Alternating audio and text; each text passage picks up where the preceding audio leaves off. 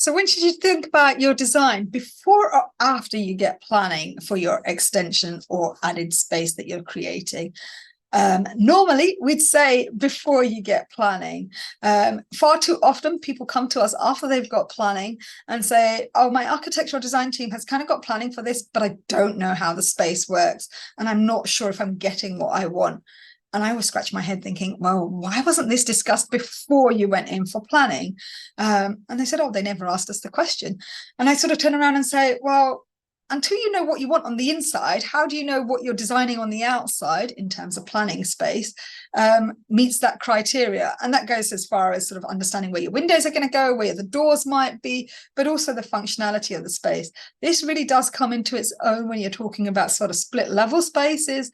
If you are trying to level out with the garden and sort of dig deep into your house, understanding how that space is going to work before you get planning is going to be critical, because then you go in for planning with what you actually want, rather than getting planning approval and then making changes to that approval afterwards because you haven't thought about how the design is going to be. So what order should it go? Definitely design before you go in for planning. And design is an evolutionary process, so we always tend to explore design and sort of with hand-drawn sketches, kind of understanding the space, and then sitting down with yourselves to kind of say, okay, I like a little bit of this one, I like a little bit of that one, and then develop a scheme that is ready for planning. The planning application is then made and the design is developed further as you go through the process. But it is really sad when we do see people that have gone in for planning, they're not sure how the space works, they're not sure what they're getting, and they've been told by their design team that we'll worry about what happens on the inside after we've got the box on the outside.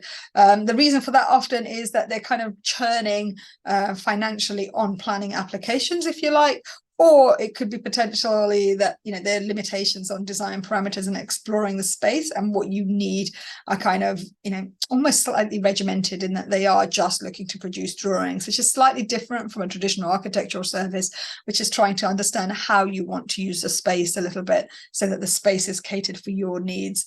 And some great examples we've got, and you know, happy to discuss these further if you're interested, but particularly around how you can explore sketches